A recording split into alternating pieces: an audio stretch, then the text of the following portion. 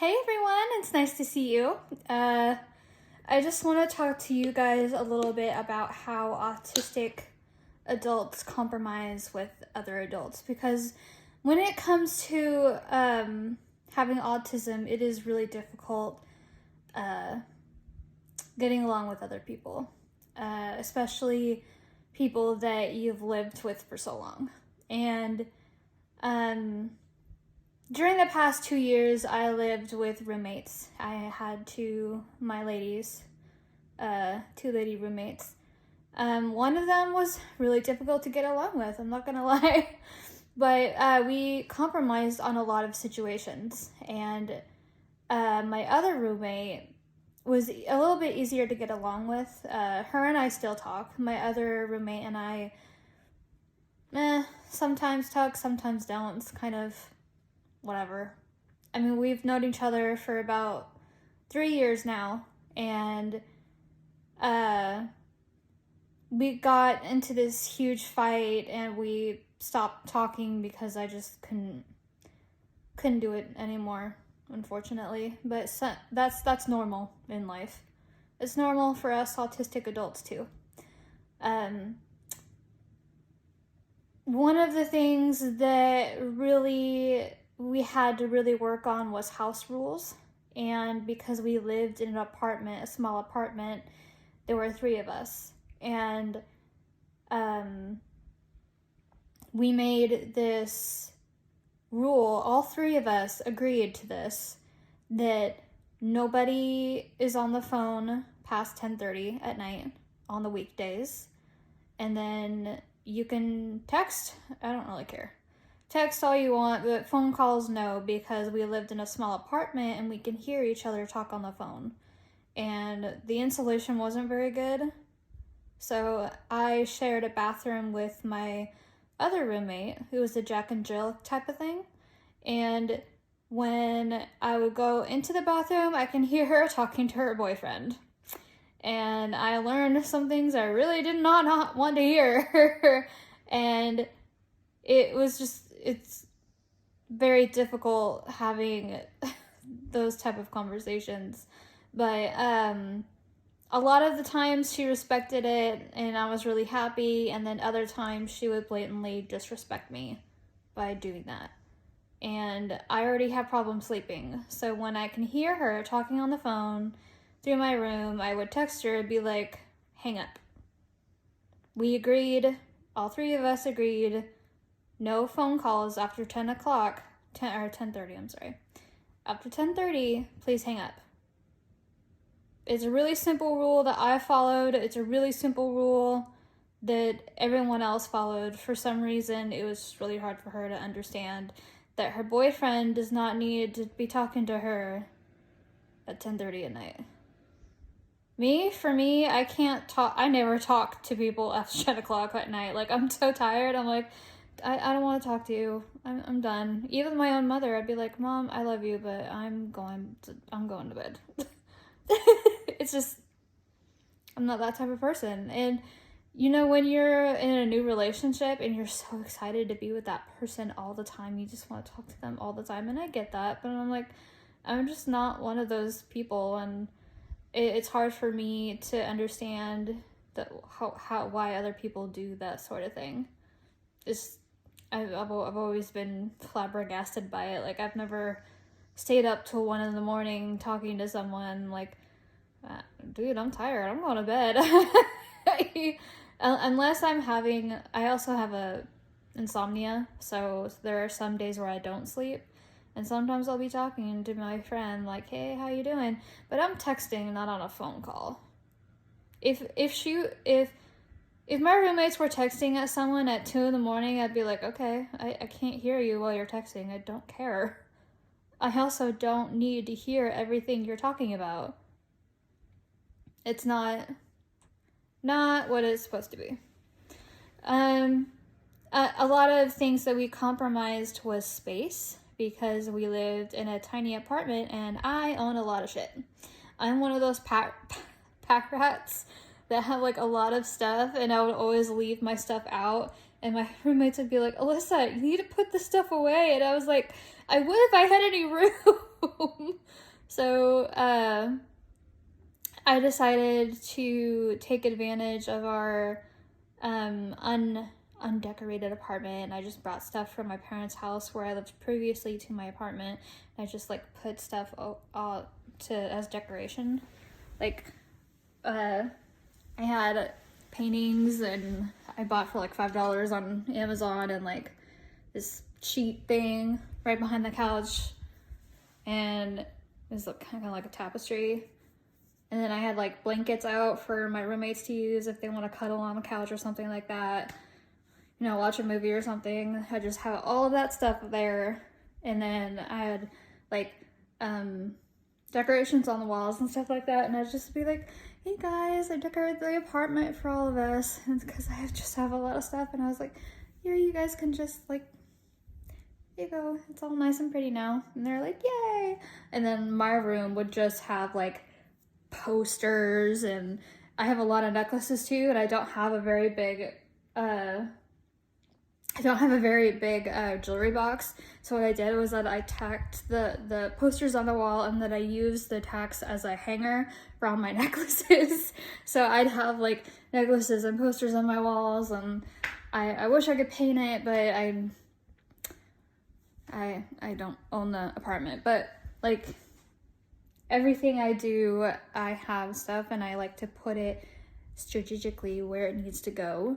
And then if I see like a blank wall, I'm like, oh, it needs to have something on it. Like, it would just drive me insane. Especially this long hallway that we had in our apartment. And it just bothered me the whole time I was there. I was like, can I put like a tapestry or a poster or a picture, a painting, something on it? And we never did.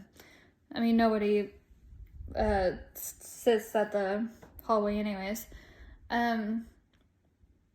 Yeah, so what I did was like I compromised a lot with my roommates, but also compromising with family is a pain in the ass, because I actually live with my parents now again after I graduated from my autism program. And I'll tell you what, I do not like being here one bit.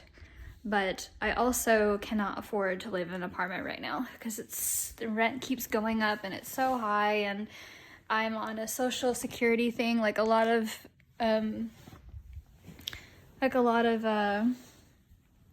autistic adults are. So one thing that I know I have to do around here is that I help out my parents with chores. And it's something that I do good at. I do the dishes, I take care of their dogs and the cats and stuff like that. Make sure I'll even make dinner one night if that's what not they're doing. And but one thing that really bothers me is that they think that I just laze around and think like this isn't a vacation, Alyssa. And I'd be like, no, it is not a vacation. I do not like living here with you. I am 30 years old, and I would rather be in my own apartment with a roommate. Unfortunately, though, socializing is something I'm not very good at, and it's something that every person with autism struggles with. And I have trouble trusting people too, so I'm like, I don't know if I should, like, how do I find a roommate that's not secretly a serial killer? And it's very difficult with that part of my life, but dealing with family is just really, really hard. My younger sisters, I'm the oldest out of 4. I have 3 younger sisters, and one of them is 10 years old, and the youngest is 10 years old, and she likes to make messes and stuff like that, and I'm sitting there like, can you please clean up after yourself? I am not. Why are you making putty? Is that a science experiment for class or something? Very, very annoying. And my 16-year-old likes to pick fights, and my 10-year-old also fights with her, and I'm like, oh god. So I'm constantly hearing them argue about something stupid. And then my mom works a lot, so she's in her office. And I'm kind of sensitive when it comes to animals. So I have 2 dogs. They're my therapy dogs. Their names are Lucy and Lola. And Lucy and Lola, I let them out of the backyard a lot to go to the bathroom. And I was sitting on the couch yesterday. My mom comes from in her office, and she yells at me. She's like, "Alyssa, Lucy's chasing a rabbit." And I was like, "What?" So I ran back into the backyard, and then I see my dog. She had caught a rabbit, and it was struggling to get out of her mouth. And my dog doesn't know any better because she's half Wheaten Terrier, half Poodle, and Terriers like to chase things. So it's not necessarily her fault, but the rabbit died, and I was like, I've never seen an animal die in real life before. I mean, I've been fishing, but never like something like this. And I tried to get my dog to let go of the rabbit so it can leave, but it died, and I was totally traumatized. And I was super sad that I let that happen. But I don't even know where the rabbit came from, to be honest. So it might have gotten into the backyard while my dogs weren't inside. I just didn't know it was back there. But anyways, I was totally devastated, and I was upset and crying and everything. And I told my mom, I'm like, I couldn't let her go, and the rabbit died. And then she's like, ugh, and then goes back into her office. And I was like, that's a great talk, Mom. I really appreciate it. But she never said anything afterwards, so I guess I just sucked it up and was like, oh well, I guess I have to deal with this by myself. So I just sucked it up and went along my day. It was really hard seeing an animal die before me, but my dog didn't really know any better, so I don't really blame her. But I cleaned it up, I picked it up and put it in the garbage, and it really wasn't a big deal to me it was a big deal to me at the time, but since nobody really cared, I guess I just stopped caring. And my stepdad doesn't like animals anyways, so it's not really a big deal for him if a rabbit dies, but to me it's like, well, what if the rabbit had a family or something? And I was so upset, but nobody in my family gave a shit. So I just didn't care either. But one of the tough life lessons that I had to learn yesterday was that even if nobody does care, somebody does. And I ended up talking to one of my best friends. She's like, yeah, I'm sorry, Alyssa, you had to go through that. And I was like, well, at least you care.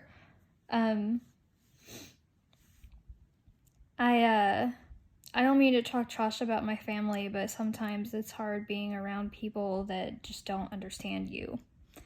And they put work before anything else. And that's really hard. But I'll tell you something funny though. I was cleaning out all the garbages to get ready for the garbage to go outside because the garbage comes tomorrow. And I look at my parents' bathroom. I look over at my dad's side of the bathroom, and I was like, oh my God, he has all of these things. He has more things on his sink than I do mine. And that's when I realized why he's so fussy about everything, is because he's slowly turning into a woman. It's like, because think about it, like he has a wife, 4 daughters, 2 female cats, and 2 female dogs. You cannot tell me that his baldness doesn't contribute to any of that. Also, he gets so frustrated when I don't put something in the exact same place every time. I'm like, dude, just chill out, will you? He's like, it matters, Alyssa. And I'm like, I don't care. Neither does Mom. Nobody in this house cares besides you. Oh my gosh, he is so fussy about everything. It's so funny, but it's also very frustrating because I'm like, dude, you gotta go hang out at a bar or something. You just stop being a princess, please. It's very annoying for everyone else. And even my mom gets annoyed. She's like, really? And I was like, well, it's not really his fault. He's surrounded by women all the time. And then, like, last night I was in the bathroom because I had done the dishes and I had to go to the bathroom, and I get a text and it's him saying, can you please come back and finish the dishes? I was like, I'm in the bathroom. What are you talking about? And then he takes a picture of the sink with food still in it, and I was like, I am in the bathroom, you freak.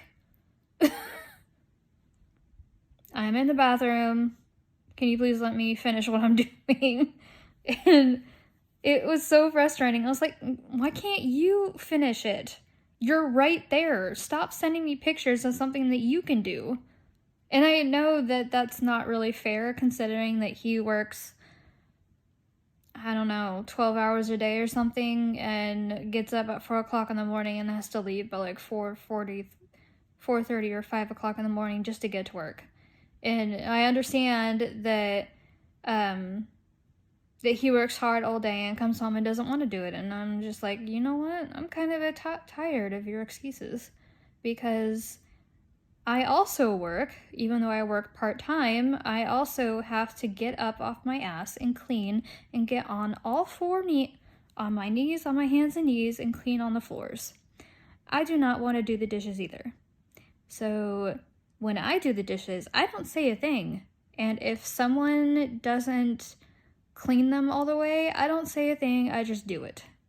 And then he has the nerve to take a picture of the sink filled with food that I was going to come back to clean it and send it to me. I'm like, you are an asshole. Please stop. And I really do love my family. I really do. It's just that I cannot stand them. Cannot stand them. I think our relationship was honestly better when I lived away. And now that I'm back here, I'm like, oh, great. Now we have to do this all over again. So, like right now, I'm trying to get a different job so I can get a higher paying one so that I can move out sooner. And I was actually planning on being a cashier, and I'm like, please offer me a job somewhere so I can move out faster, because I cannot take it anymore. So, one thing that I will say though, one thing that I do love about my family is that sometimes we'll go out to movies and we like sit with each other and talk for a while before we go, and it's nice to have that interaction. But it actually happens on weekends, and it's really nice being out with them and all that stuff. But that's probably the only thing I actually like about my family, is that we actually care about each other most of the time. And sometimes it feels like we really don't. So, but I just wanted to tell you all what it's like as an autistic person to overcome these challenges in the social aspect.